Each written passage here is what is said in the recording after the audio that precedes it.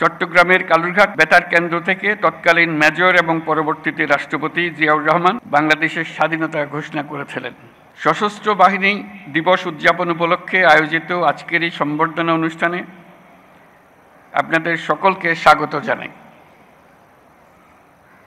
আজকের এই বিশেষ দিনে আমি সশ্রদ্ধ চিত্তে স্মরণ করছি মহান মুক্তিযুদ্ধের সকল শহীদ, যুদ্ধাহত এবং অন্যান্য সকল বীর মুক্তিযোদ্ধাদের, যাদের আত্মত্যাগের বিনিময়ে অর্জিত হয়েছে আমাদের স্বাধীনতা।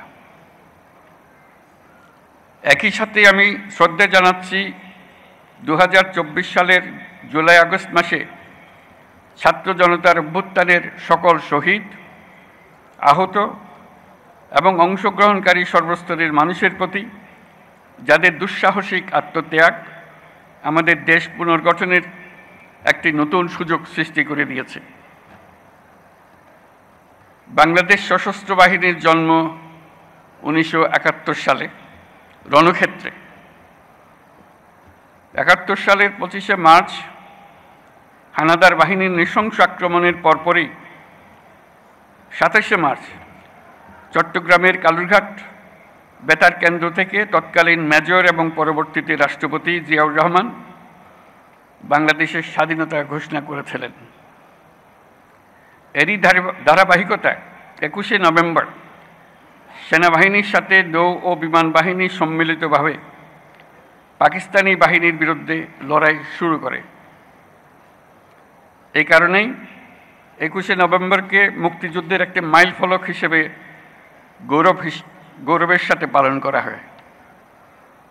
আজকে সেই 21শে নভেম্বর। আমরা যদি বিজয় অর্জন না করতাম তাহলে মুক্তিযুদ্ধের বীর সেনাদের মৃত্যুদণ্ড ছিল অনিবার্য। অসহনীয় হয়ে যেত তাদের পরিবারের সকল সদস্যের জীবন।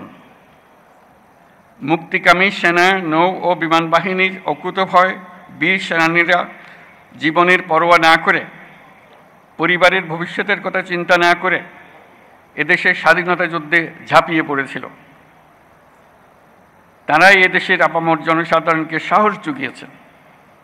মানুষের সঙ্গে কাঁধে কাঁধ মিলিয়ে জল, স্থল ও আকাশপথে সম্মিলিতভাবে প্রতিরোধ গড়ে তুলে দেশমাতৃকাকে পরাধীনতার শৃঙ্খল থেকে মুক্ত করে এনেছেন। মুক্তিযুদ্ধকে